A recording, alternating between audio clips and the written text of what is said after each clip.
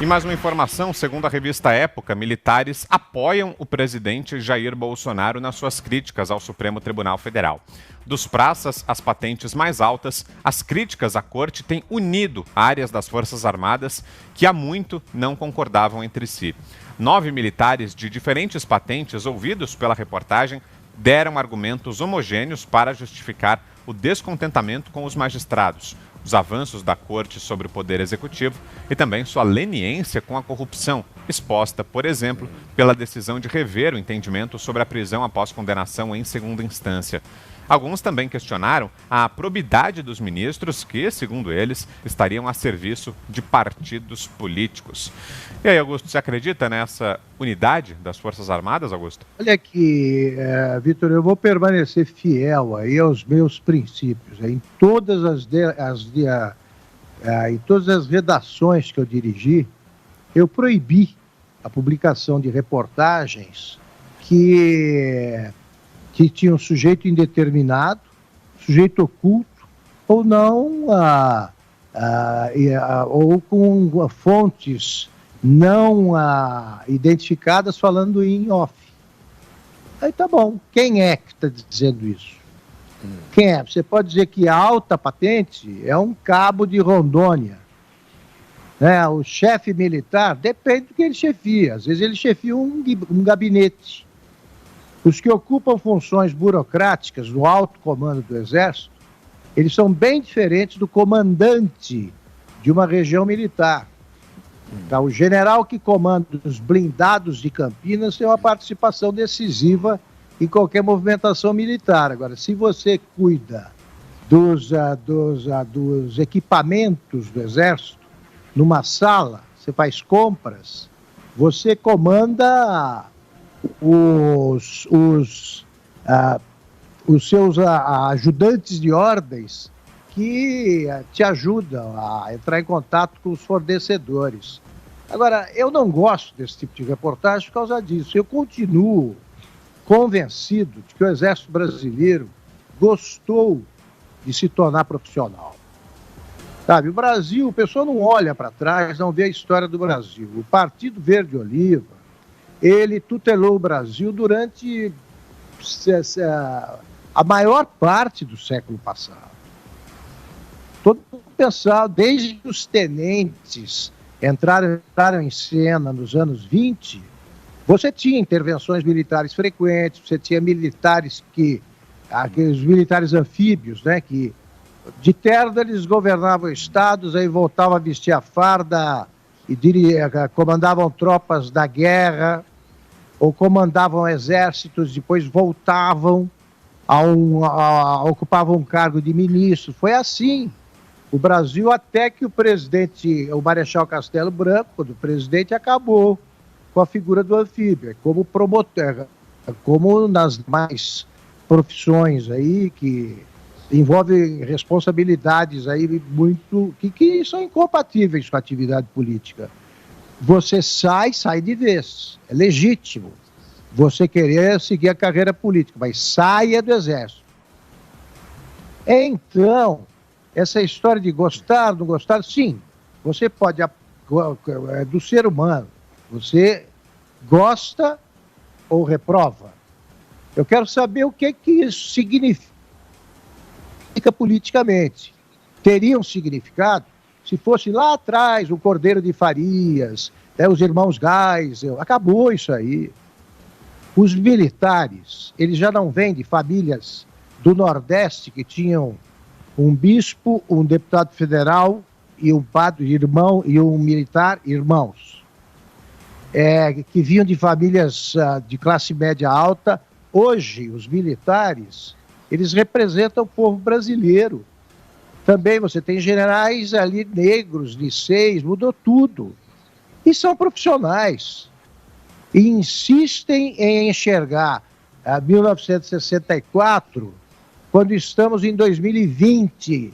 Eu repito a frase dita em outras condições, mas vale para o Brasil atual, do Wilhelm Faulkner, né? Aqui o passado não passa. Tem jeito. todo mundo continua enxergando 64, sobretudo os que não viveram 64. É isso, Zé Maria? Existe uma visão distorcida, deturpada das Forças Armadas, Zé? Existem.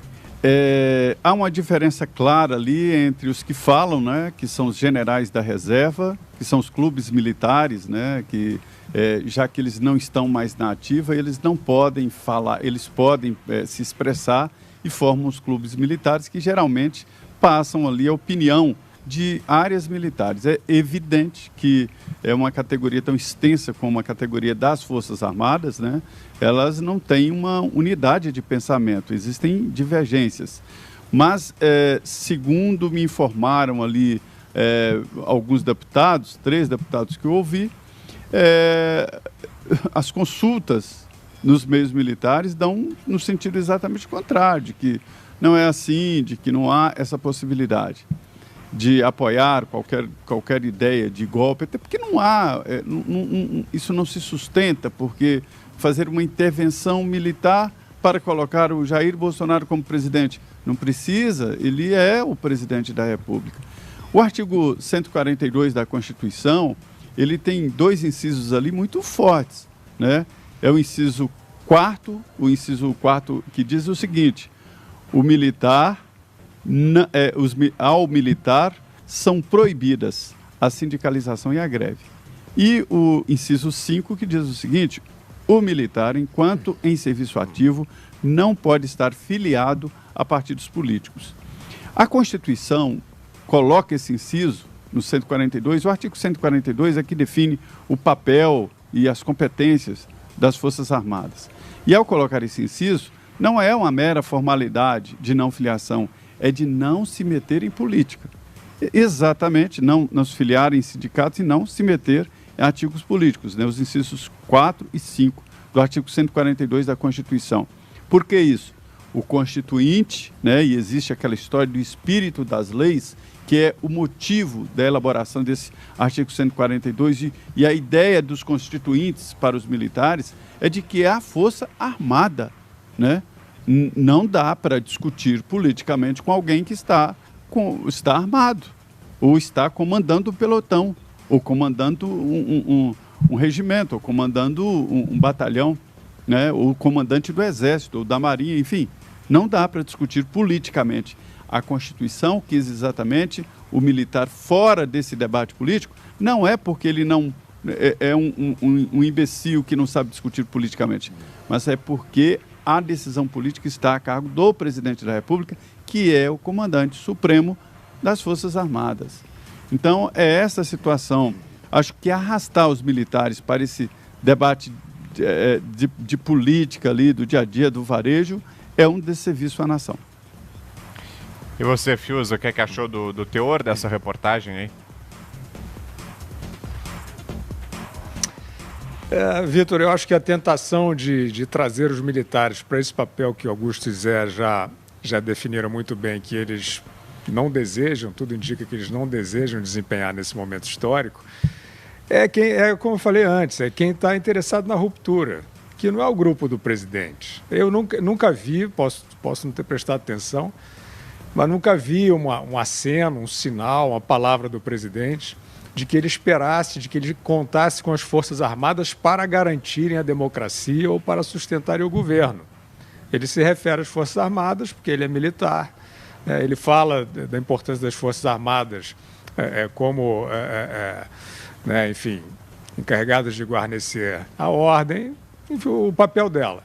Um dos militares, talvez até o militar que mais contribua hoje com o governo brasileiro, é o Tarcísio Gomes de Freitas. Ele é militar, ministro da Infraestrutura. A gente não fica falando o Tarcísio como um militar, né?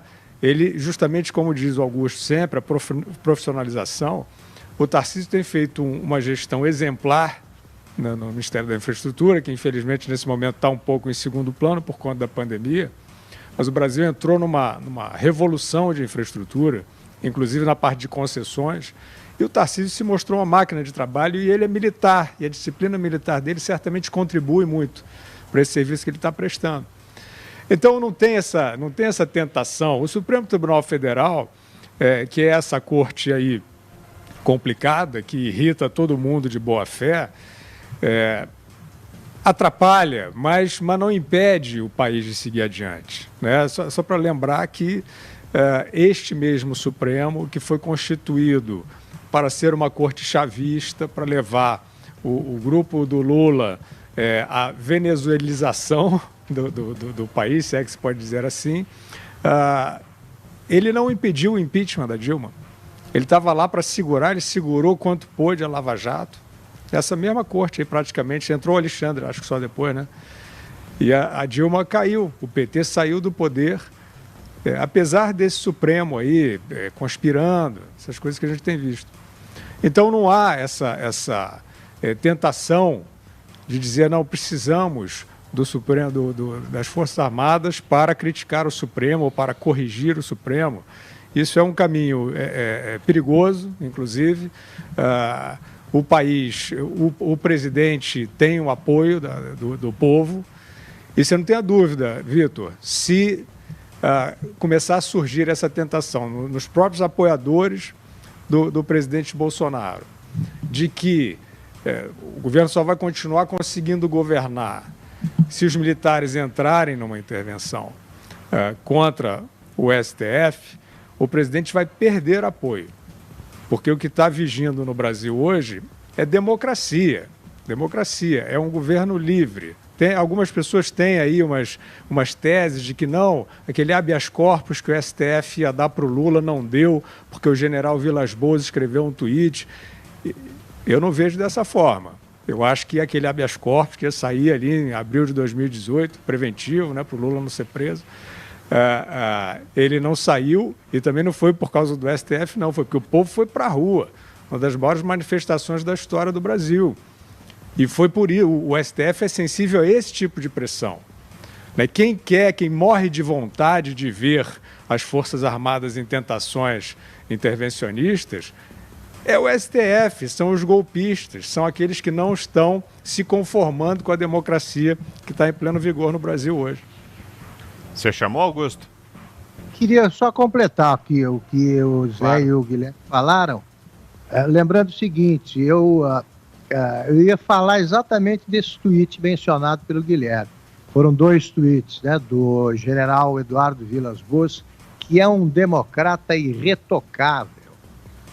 Eu perguntei ao general Vilas Boas, numa conversa até recente, falei, vive interpretando aquele tweet que o senhor divulgou.